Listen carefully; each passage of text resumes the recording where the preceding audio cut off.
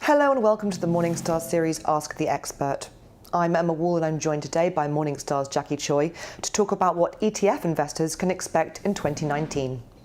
Hi Jackie. Hi Emma. Happy New Year. Happy New Year. So what can ETF investors expect from 2019? Let's start perhaps with China A shares, because that was a big story in 2018. Big story in 2018, and I will be a busy year in 2019 again.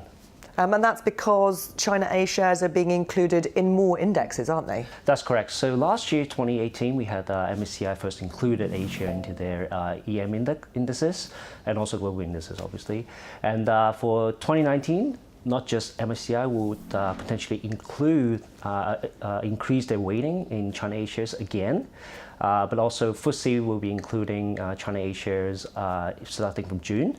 And then S&P will be including China A shares starting in September. And so that potentially means a lot of investors who hold emerging market ETFs and global ETFs will see their exposure, their investment in mainland Chinese shares increase or even start investing for the first time. That's correct, Emma. So anything that have like EM exposure or global, which includes EM exposure, will have a little bit of China A share onshore equity in there. And what about active ETFs? Because we saw Fidelity launch an active ETF in Australia last year. That was a big news story. Can we expect to see more active ETFs launched this year in the Asia-Pac region and even globally? Well, potentially. I mean, like for example, in Hong Kong, they have a revised regulation which allows active ETFs to be launched. But one aspect that I would add is that ETF is a distribution channel from my view. For active ETFs to be successful in the ETF space, they really need that sort of like a brand name and also familiarity for retail investors for them to be able to sort of get into that distribution channel to get to that to get into that fund. And so really we're not going to see all funds then replicate themselves through an ETF distribution channel, maybe only some big famous ones. I would think so. And aren't there different rules depending on the different region as well, which may impact whether or not we see active ETFs launched? That's a good question, Emma. I think, like for example, in the US, it is required for ETFs to publish their full portfolio on daily sort of frequency.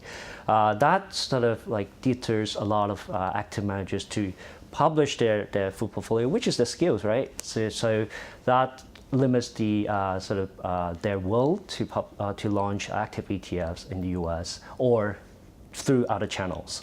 But in other parts of the world, for example, Australia, they don't need that daily full disclosure. So that sort of difference changes the appetite for fund managers to launch active ETFs.